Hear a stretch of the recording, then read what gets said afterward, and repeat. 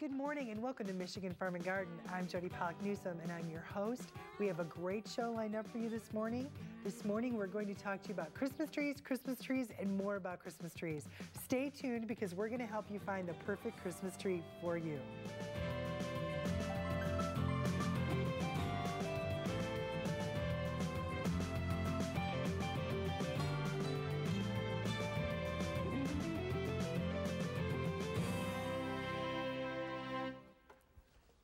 Good morning, and again, welcome to Michigan Farm and Garden. I don't know about you, but it seems like this past year has went by so very quickly. Here we are getting ready to celebrate Thanksgiving and talk about Christmas trees. Certainly we know how important the ag industry is to our state. We talk about that over and over and over $90 billion to the state's economy from agriculture, but also we need to make sure we think about all those businesses like Christmas trees. When we look at the wholesale value of the Christmas trees harvested just in Michigan, we're looking at a value of over $42 million. So not only are they awesome to have, to be out there to celebrate the holidays, but they're also very, very important when we look at our state's economy. On the show this morning, I am very excited to have Bert Cregg. He is from Michigan State University, and we're going to talk trees. Certainly this time of year, we're all thinking about what tree is the right tree for me, what tree is the best tree for me. So we're going to actually walk through some of the different varieties and share with you some of the positives and some of the negatives about the different trees and the different varieties. I don't know about you, but we always put our Christmas tree up before Thanksgiving, and it has to last through the holidays. So we want to make sure we have that right tree, and depending on kids in the home or pets in the home, we have certainly made changes. So I'm very excited to be able to share that information with you and have Bert walk us through what are the best kinds. Then we're going to have Marcia Gray. She is the Executive Director of the Michigan Christmas Tree Association, and Marcia is going to talk with us a little bit about the promotion going on this year with Michigan Christmas trees. And also we're going to talk a little bit about our new sponsor, the Make It a Real Michigan Christmas campaign. Very excited to have them on board. Very excited to be able to be sitting here in a Christmas tree field this morning. Then we're going to wrap the show up with a great cookie recipe. These are for raspberry cookies. Very easy to make and very fun to share for the holidays. Stay tuned. We'll be back right after the Fact of the Week. It's time for the Michigan Farm and Garden Fact of the Week, brought to you by the Corn Marketing Program of Michigan. Michigan growers will harvest 2.5 to 3 million Christmas trees this season, and Michigan Christmas trees cover more than 40,000 acres, and the wholesale value of those Christmas trees harvested will exceed $42 million. For more information, go to mcta.org.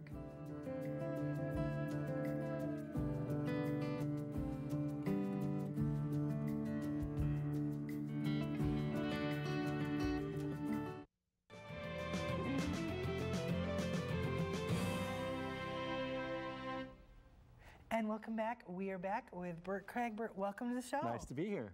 Thanks for being here and bringing all of our props. This is awesome. Well, good to have them here. So one of the things with Michigan Christmas tree growers, we grow a lot of different types of trees, and so that's one of our claims to fame here.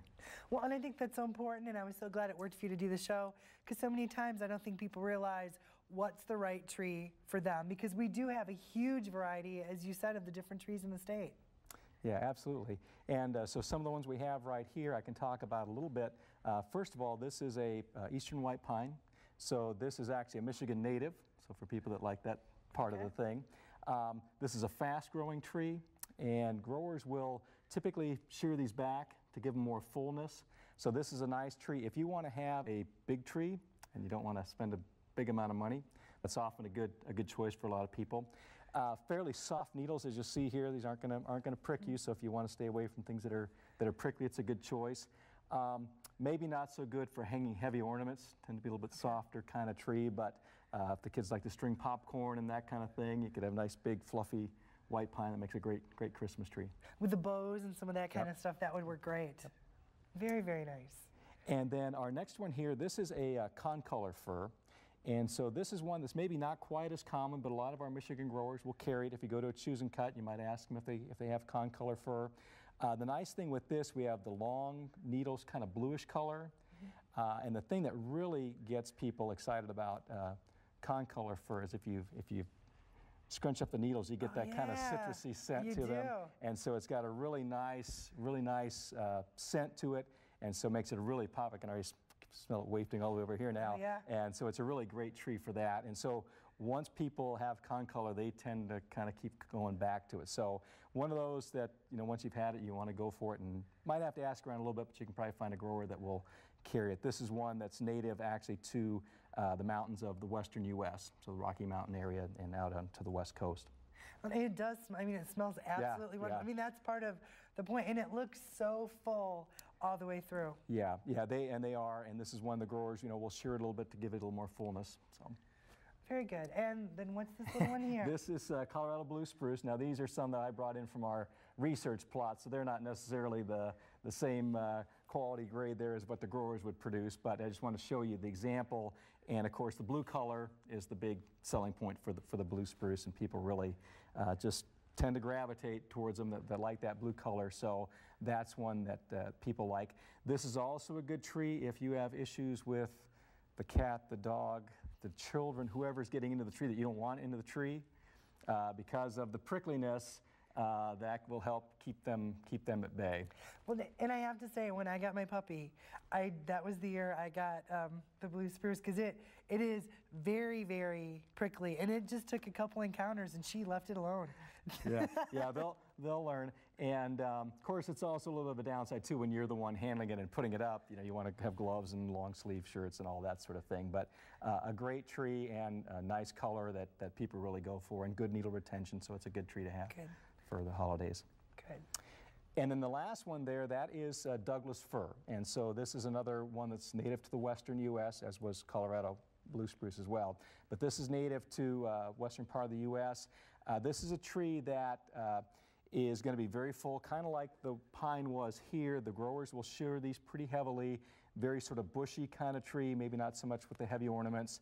But if you like a real full tree and something that's going to keep its needles well, and maybe not set your wallet back quite as much either, the Douglas fir is definitely a good tree to be looking for. Well, and certainly when we look at the tree, as we're going out, I know it's each individual's, taste of what you like, and I think more importantly too, to realize what's going to fit in your house. Yeah, absolutely. And like I said, some people like the more open structure. We'll talk about Fraser fir, I think, in a little bit, which tends to have a little bit more of an open structure to it. But if you like that big bushy tree, the white pine, the Douglas fir, those are good choices for those. Well, and when folks go out to the lot, if you go to a cut your own, or if you go to a lot, what are some of the kinds of things that we want to be looking for when we're checking out that tree? Yeah, the thing you really want is, of course, to get a tree that's fresh. The best way to get one that's fresh, of course, is to cut your own. You know when that tree was cut. When you're looking at the lot, what you want to be looking for is that the tree is not dropping any excessive needles. Some of the older needles, they'll tend to shed a little bit. That's not a problem. But when the newer needles are starting to drop off, that's a sign that maybe the tree has been allowed to dry out. And the research has shown that once a tree has dried out, you really can't get it to rehydrate again. So it's important that the tree be kept fresh all the time. Hopefully the tree stands are displaying their trees with the cut ends in water. That'll help keep them fresh. If we do get a little bit of a warm up, they're keeping the tree shaded. Those are the kinds of things you want to look for, because you need to keep that tree hydrated both before you get it in your house and especially after you get it in the house.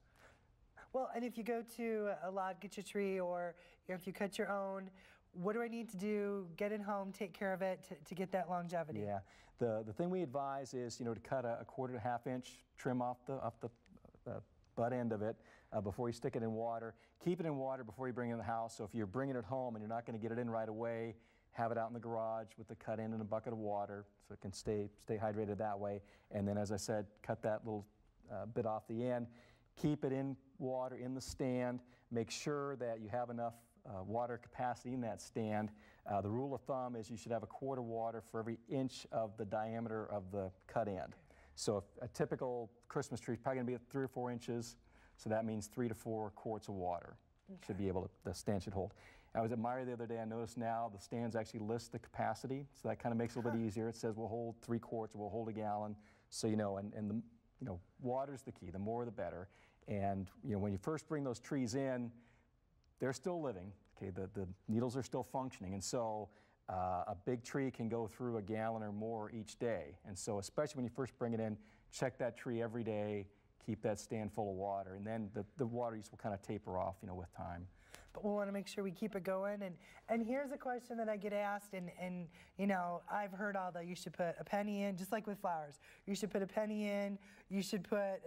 Is there anything you need to put in the water, or can we just use water? Just water. Just keep tap water in there, and the main thing is just to keep checking the tree and not let it dry out. Like I said, once it dries out, it's hard to rehydrate. So keeping water in there, not allowing it to dry out, that's absolutely the most important thing. Great. Well, Bert, thank you. Yeah. Folks, we're going to take a very short break. We're going to be back with 4 more trees, and we're going to share with you some other options when you're out there hunting for that perfect Michigan Christmas tree. Stay tuned. We'll be back right after this message.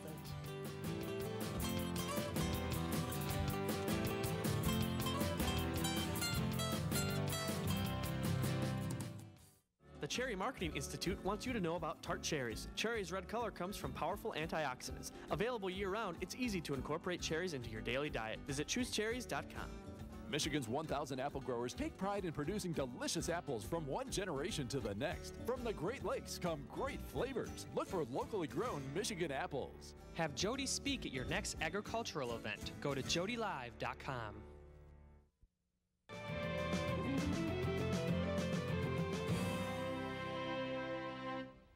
And welcome back. We are back again with Bert Cregg of Michigan State. Welcome back. Good to be back. You brought us even more. Yeah, it never ends. Well, let's take a look and see what we have. We hit 4 in the last segment and more beautiful trees.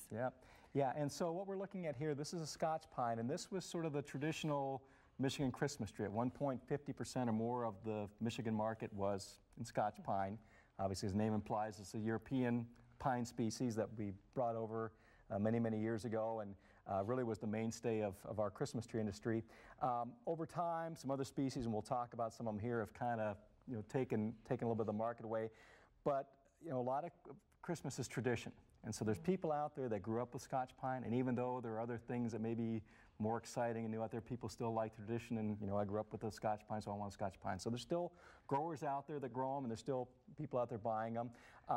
There's stiffer needles. We showed the white pine earlier that had the nice soft needles. Scotch pine has tighter needles, has good needle retention, so they'll hang on to them very well. This tree is kind of open. We haven't been shearing it like a grower would, but it'll be a very full tree. Again, for people that like that kind of nice full look to their Christmas tree. Scotch pine are still a good tree for that, and also one that you can probably have less expensively than some of our other species that we'll talk about here.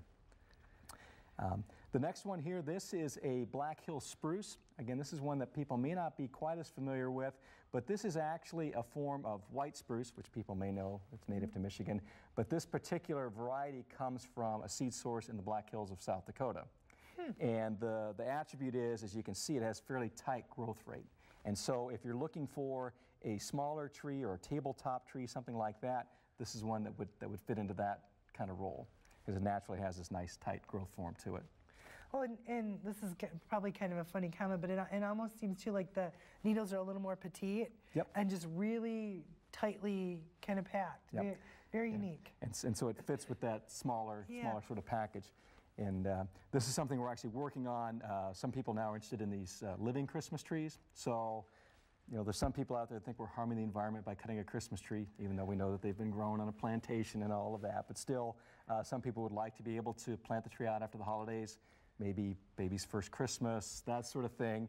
And this is actually a good choice for that because, one, it fits well in the container. We have them grown in these 3-gallon containers here. And it's also a good landscape tree here in Michigan.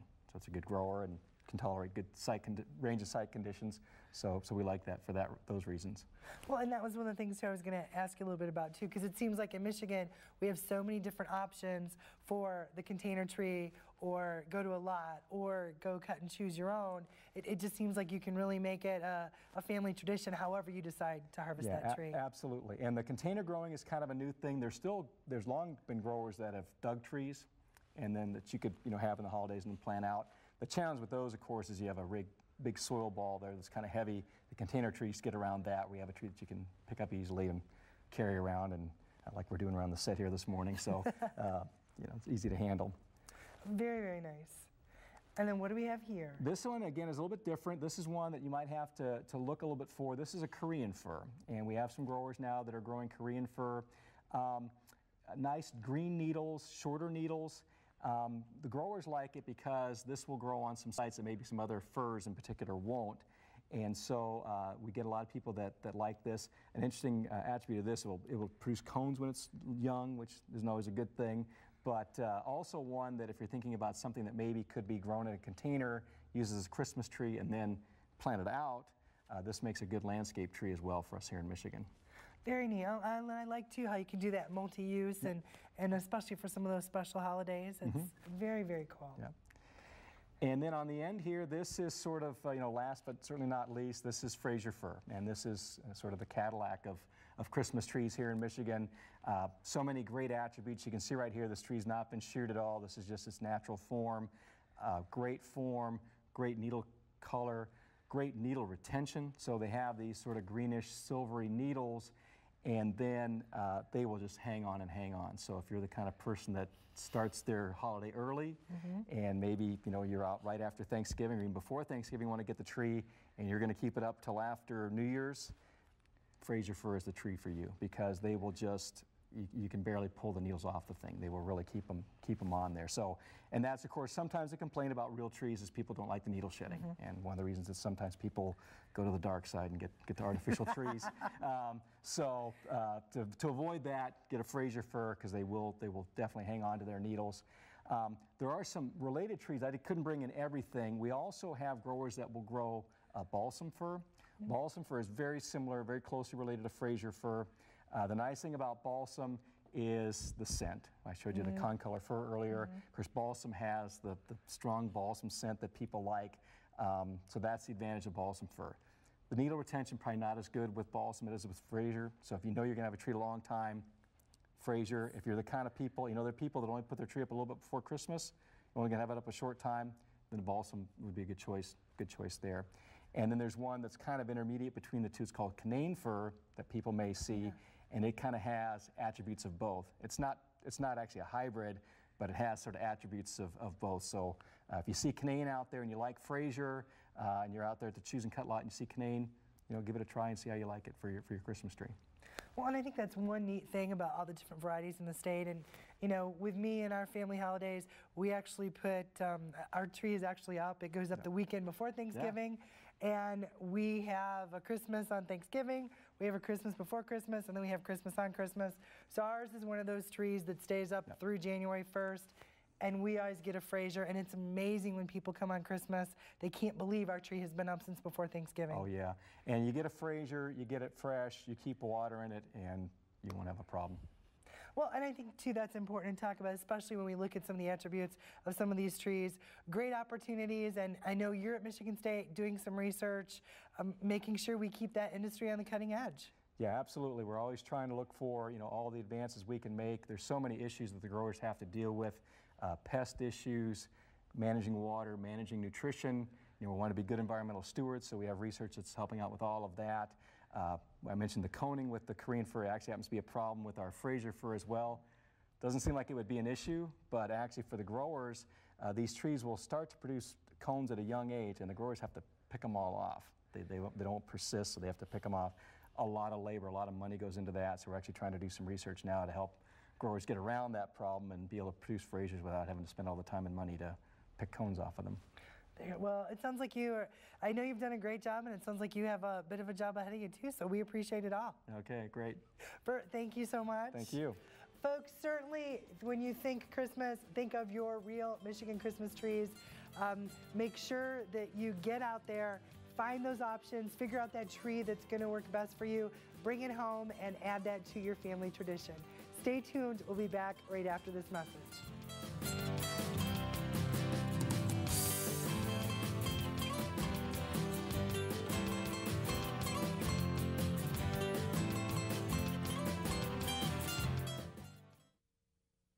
This chicken is beak over claw for meal made from U.S. soybeans.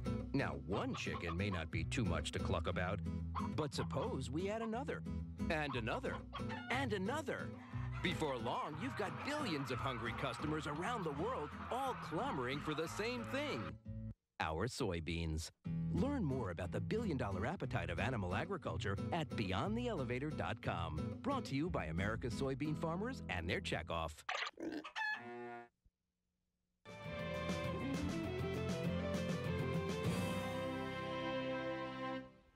And welcome back. We are back with Marcia Gray, Executive Director of the Michigan Christmas Tree Association. Welcome back. Well, thank you. It's another year. I know. I can't believe it's time again. I know. I feel like I'm here about every month. It does. Well, and huge thank you to you guys in the campaign because you are our newest sponsor. So thank you. We're glad to be a sponsor. It's a nice opportunity for us. That's good. Well, and we can't talk enough about Make It a Real Michigan Christmas. Well, I'm glad you feel that way, Jody. I can't talk enough about it. Yeah, so this is our second year of Make It a Real Michigan Christmas, where the Christmas tree growers and the bedding plant, the poinsettia growers, have come together.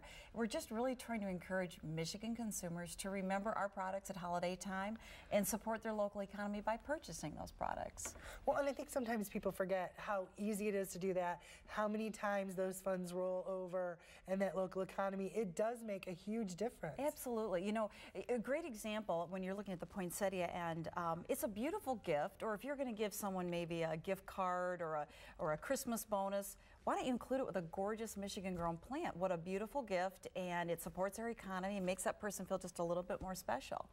Well, and certainly, and we're going to have poinsettias on in a later show, but, you know, when you look at that, it is. Looking at your Christmas tree, looking at the poinsettia, it gives you that traditional holiday feeling. Oh, absolutely. So. You know, the segment that Bert did, you break those needles, I could smell it off stage. I mean, wonderful. And you know, for so many people, a real tree is what makes it the holidays. We know a lot of people have really switched away. Some people have maybe never had a real tree for Christmas, and I think this is the year to try it. We got a nice long season. Thanksgiving was really early, plenty of time to go and get the tree. Really enjoy it and try it out with your family, because it's something we'd like people to kind of re-embrace as their tradition for their family. Well, and I think it's so important you say that, and you say it so nicely, and I'm just going to say, if you're going to pull out the artificial tree, stop. Don't. I mean, go get the real tree, and I think people will have that experience. I'm just going to be more blunt than you are, Marcia. Yeah. Well, you know what? I think what's also really fun about it, it's not just, oh, I got to get that tree up. When you go and you take your kids or you take the grandparents and make it a really fun event, let's be honest, what do you remember about Christmases past? It's the things you did together. Whether you went Christmas caroling or went to get that tree, or the funny thing that happened during Christmas dinner, that's what you remember, not so much gifts you gave or the running around or the Black Friday sale. And we really want people to embrace that, slow down just a little bit, and enjoy it. Well, and I think that's so important. We were able to take Brett's mom, we took my parents, Brett and I, and Rachel. So we had the multi-generational. We were all out walking through the fields, hunting for the best tree, and we let her decide. There you go. So there you go. She got the decision. And you know what? All the sitting around eating and all the, we need to get outside. So let's get outside and go and exercise a little bit and go get our tree. That's right. Well, and I think too, I mean, those trees, you know, Bert mentioned it, are planted for a reason. It is a crop, and it is important to the economy. Yes, and it's constant. We always like to remind consumers, it's constantly replanted. It is a crop, so we're not removing trees from the earth. We're actually planting more than we harvest, so they can feel very good about that purchase. It will constantly be replanted. And when the season's done, there's also sometimes a little that guilt feeling of dragging it to the curb. Most of those trees are chipped into mulch, and they eventually do break down, so you don't have to feel bad about using a real tree. You're actually doing a very good thing. Well, and I want to hit some other good stuff that you guys are working on. The Trees for Troops program is a wonderful program. Yeah, we have been doing Trees for Troops for I think 8 years now. It's really a national campaign where real Christmas trees are donated to military families. We do it through the military. I believe we're up to between 37 and 40 bases each year that we supply, typically 16 to 17,000 trees every year, between 1,000 and 1,200 trees right here from Michigan. So we load up, send them via FedEx, and those families have a nice tree to celebrate. Awesome. Well, and there's another question I have to ask you. You know, we heard all this a while ago about this Christmas tree check off and this tax, and so let's set the record straight. Where are we? What is it? Well, you know, a lot of your viewers are familiar with checkoff programs in other areas of agriculture. Certainly they know Got Milk or Beef is What's for Dinner. These commodity programs help those commodity groups collect funds and use them for marketing and research. The Christmas tree industry wanted to do the same thing. We've spent over 4.5 years working on this, and last November, about this time, we received approval for our checkoff, and within a week, it was stayed. Basically, we were stopped just because of some very incorrect information that was out there suggesting it was a Christmas tree tax. And obviously the current administration did not want to have any bad name of that taxing your Christmas tree, so everything was just put on hold, remained on hold for the entire year because it was an election year. Obviously no one really wants to get into the muddy waters.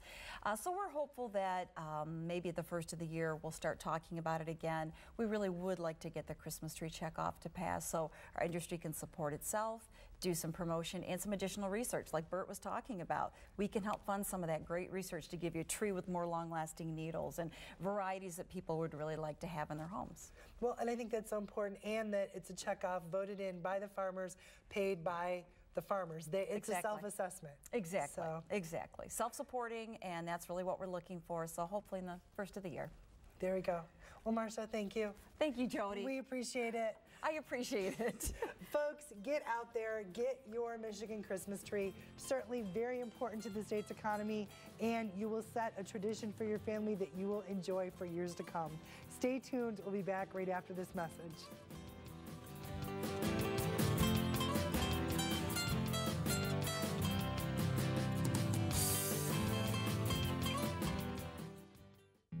This hog is Hanover hoof for meal made from U.S. soybeans. Now, one hog isn't that impressive, but suppose we add another, and another, and another. Before long, you've got billions of hungry customers around the world all clamoring for the same thing. Our soybeans. Learn more about the billion-dollar appetite of animal agriculture at BeyondTheElevator.com. Brought to you by America's soybean farmers and their checkoff.